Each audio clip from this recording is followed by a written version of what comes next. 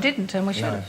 I mean, I think Jessica's actually asked the key question, and I think it actually goes back to the first question that was asked too. The reason why it took some time for the United Nations and Western countries to decide to intervene was because there was lack of internal knowledge about what this coalition represented. And I'm quite sure that the Western countries didn't want to intervene in a fight that simply brought radical Islam to power in Libya.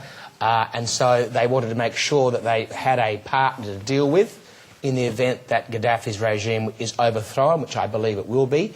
And they've obviously been convinced that the coalition of forces is reasonable to support, and that's why I think it took a week or more for them to make that decision until they were confident what they were putting in place in Libya, which hopefully will happen, will actually be a more pluralistic, more liberal and hopefully democratic regime. Lachlan Harris. I would just say to Jessica, if it was Australia that was leading this, I think that would be a really legitimate concern, and if it was just Australia and America. But the reality is organisations like the Arab League, I know there were some concerns today that's sort of unclear exactly what their point was, is there is organisations, countries with very intense local knowledge that are very closely involved in this coalition. That's why part of the reason it took so long. So I think the concern would be if it was us making the decision, I'd be very worried. But there is other people with better, more on-the-ground knowledge who are just as bigger part of this as we are, if not actually much bigger. I'm going to move on to another question in a moment. Just before I do that, Christine Milne, a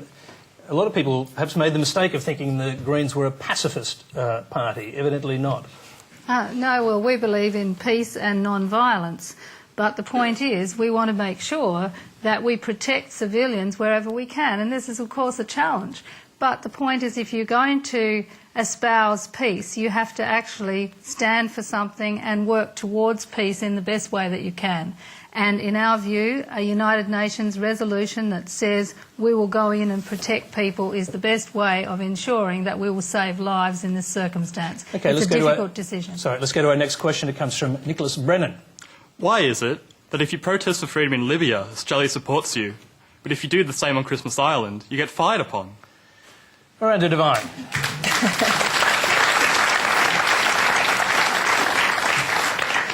Well, it's a good question, and I think what's happened in Christmas Island is just a classic example of the incompetence of this Labor government. You know, you've got...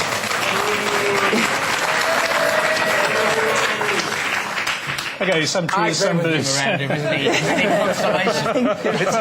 come to you in a minute. But you know, you have now you've got almost 3,000 people there on an island that was designed for 800, and of course there's going to be trouble. Of course, those people are going to be upset and start rioting and carrying on.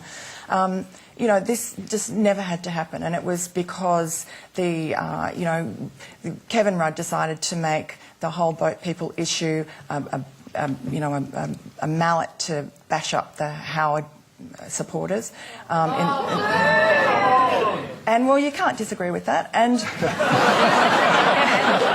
I disagree with that. Let's just, I'm just going to go back to a question. Was the premise of your question, did I read this correctly, that rioting detainees are effectively fighting for freedom? Was that the premise of your question? Perhaps, if you lock them up unjustly. Okay, let's hear Christine Milne on that question. I mean, do you agree with that premise to start with? Well, I think that the situation on Christmas Island is appalling, and it is a failed policy to keep people in mandatory detention. That is a failed policy. There is overcrowding in the detention centre. You have got vulnerable people who have been kept in the dark about their future. They've been kept there indefinitely. They're not kept up to date about what's happening to them. Many of them are suffering from depression. They've been through that appalling circumstance before Christmas with the boat that broke up there in the bay, and you've got trauma, depression, sadness, a feeling of isolation, lack of support, overcrowding, and is it any surprise that you get people who can't cope in those circumstances? And of course we're yet to see how the actual provocation occurred. So what we need to do is end this system of mandatory detention, process people in 30 days. That is the appropriate thing to do. No other country in the world does it. Okay. We'll go to the Minister now, and we should bear in mind here that Chris Bowen the Minister for Immigration, today ruled out changing the policy of offshore processing or speeding it up. Are you expecting, therefore, there will be more trouble on this overcrowded island? Well, first, in response to Nicholas's question, I think what's happening in Libya, where you've got a leader who's trying to kill his own people, is very different to what's happening on Christmas Island. No one understates how serious... It's just very different, okay? No one understates the seriousness of what's happened, and there is no excuse for anyone torching buildings or throwing rocks or tiles and the sort of things that were happening. They were pretty dangerous on Christmas Island, and it doesn't do their cause any good. I don't think the people of Australia are going to have more sympathy for people when you see that sort of violent behaviour. So from my point of view, I just don't think you can compare what's happening in Libya to what's happening in Australia. Christine talked about processing, and Chris Bowen has made the point that it needs to be done in a quicker way. A lot of people involved in the violence, and there's about 200 people on Christmas Island that were responsible for that, attacking not just police, but also attacking some other asylum seekers on the island as well. A lot of those people were people who'd had their claims rejected, and that was the reason for some of the violence there. But a lot of other people have had their claims approved, been identified as a refugee, and they're waiting for security checks to be done by ASIO. One of the problems, one of the reasons that the process is taking longer than it should is because of those security checks. Now, security checks are important, but we do need to speed up the way in which they're done.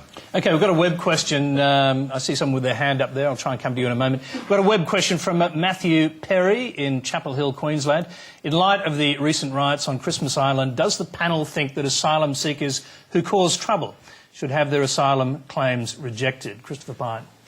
Well, I think that the people who have damaged Commonwealth property on Christmas Island and have obstructed the operation of Commonwealth officers should have that taken into account in processing their applications for a visa in a genuine way. The Prime Minister said on March the 13th that the situation in Christmas Island was well in hand. In the following 7 days, the buildings have been torched, people have been fired upon by the AFP. The AFP's had to get control back by force of the island, and the truth is it's been an out-of-control situation by an inept government. And Christine Milne is right. I mean, this is the outcome of a failed policy. And the failed policy is putting the sugar back on the table to people smugglers and saying, here is a product to sell of permanent residency in Australia. Now, the Prime Minister said today in question time that she actually refused to answer the question that you've just put to me about visas. But I note that the people who the coroner said were responsible for blowing up a boat on the way to Australia, all 5 of those people who the coroner said were responsible for that tragedy have all been granted visas in Australia. So my sense is if you can be granted a visa after blowing up a boat deliberately and hurting people, then I would be surprised if most of these people don't also get granted visas. Just to pick you up on that, I believe the Prime Minister told Parliament that guaranteeing troublemakers would not get visas not in accordance with the law or the Migration Act, and she wouldn't do it. So I guess you did get an answer. Well, the Prime Minister says a lot of things, Tony, which we find out later are not true. For example, she claimed that she was responsible for the deal with the mining industry about the mining resources. Okay, all right. We now find out it was Kevin Rudd's idea. I think we're talking about immigration for the time being. No, you said that we should rely on what she says in question time. I think if anybody's relying on what Julie Gillard says in question time, then they believe in fairies at the bottom of the let's garden. get Christine Milne. I'll come to you in a moment. Let's get Christine Milne to answer the actual question that was asked. Well, it's the rule of law should apply. I mean, I don't condone violence, whether it's in the Christmas Island Detention Centre or whether it's on the beach at Cronulla. I think the important thing here, though, is that the rule of law applies, as the Prime Minister has said.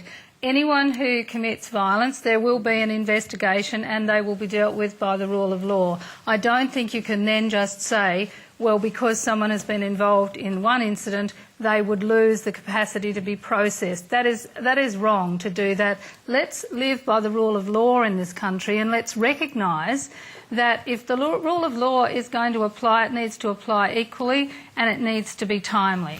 OK, we had a person with their hand up over there.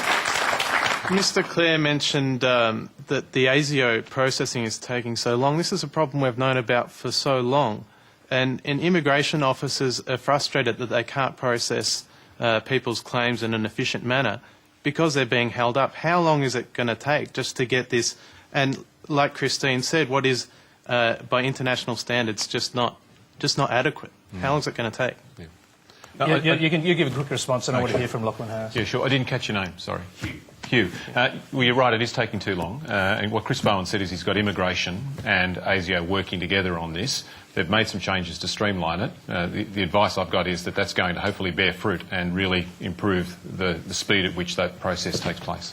Lachlan Harris, let's hear from you on the range of issues we've heard across these questions, because this is an issue that never seems to go away for the Labor government. You obviously were dealing with it when you were in I don't think it ever Prime will go Minister's away office. either. I just think it's very easy when you say, oh, we should send people back. It kind of sounds very, innocent. It's sort of like a backpacker's turned up and they don't have a visa, let's send them back. If you send someone back, even if they have behaved badly, if you send someone back who has a reasonable fear of prosecution, you could be sending them to their death. And Australia should never do that under any circumstances. I don't care how. But that's not what we're talking about. I'm not claiming... asylum seekers on Christmas Island being granted Chris, a I'm not visa, claiming you said that. completely I'm just suggesting... changed the subject. You often hear in a debate, it's very simple to say, why don't we just send all these people back? You Well, hear that. nobody I said must hear that. that on radio 100 times a day, and that's what it means. The second thing, the idea that if we get tougher, we end riots. The reality is there was very, very bad riots in Nauru on Christmas Eve of 2002 or 2003, and they were caused by getting tougher in the Pacific Solution. We never heard about them because Nauru did not issue visas to a single journalist, a single lawyer to represent them. So this problem is not as easily solved as just, get tough and there'll be no more riots. You can hide it in the Pacific Solution, but it's not. Nothing will solve this problem. I think we've also got to get rid of this misnomer that John Howard stopped the boats. It was George... I'll tell you who stopped the boats. It was George W. Bush who stopped the boats. When he invaded Afghanistan in 2001, that caused 4.5 million Afghanis over the next few years to go back to Afghanistan. That's why the boats stopped coming to Australia, because there was peace for a little while in Afghanistan, and Afghanis from Europe and all around the world went back to Afghanistan. That's a fabulous new theory that no one's ever heard of before. It's wonderful. It's the truth, Chris. It's the truth. Might be the truth in your mind, but I don't know if anybody else believes that. Okay, we're going to draw a line under this subject for a while. We're going to move on. You're watching Q&A. Remember, you can send your web or video questions to our website. The address is on the screen to find out how to do that. Our next question is a video. It comes from Josh Thomas in Melbourne. Hi Tony. Yesterday, our atheist female living in Sin Prime Minister, who is obsessed with moving forward, said that she's against same-sex marriage because it's against our culture and our heritage, which she then explained is based on the Bible. WTF. Discuss. Okay. Now, for anyone who doesn't know, Josh is a bit of a celebrity himself on another network. And for those of the audience who don't know what WTF means, it translates as what the, and you'll have to fill in the F word for yourselves. But let's go to Christine Milne first. Oh, look, I think the community has really changed dramatically on the issue of marriage equality, and the Greens are very strongly supporting it. I think it's time that the Parliament listened to what the community had to say, and I think actually it's not really very sensible to say I had a conservative upbringing and therefore I'm still where I was at the time I was 9 or 10 living at home in that environment. I think there is a time when, as an adult, you can review the values that you hold, and I am especially committed to making sure we get rid of discrimination in Australia, and I look forward to the day when we have marriage equality in this country. So, does this sort of statement by Julia Gillard make it a little more difficult for you to be in bed with her, if I can put it that way? Well, it certainly highlights the major difference between the Greens and the government, and I think what it demonstrates Do you think that's why she said it, to highlight major differences between the Greens and the government? Well, I don't think so. I think she actually believes what she's saying in this circumstance, but I think she's wrong, and I think that on this particular issue, she is reflecting what she thinks is a conservative popular view, and it's not. She's actually misread the community completely. Jason Clare, let's hear from you on that. It probably won't please Josh, but I think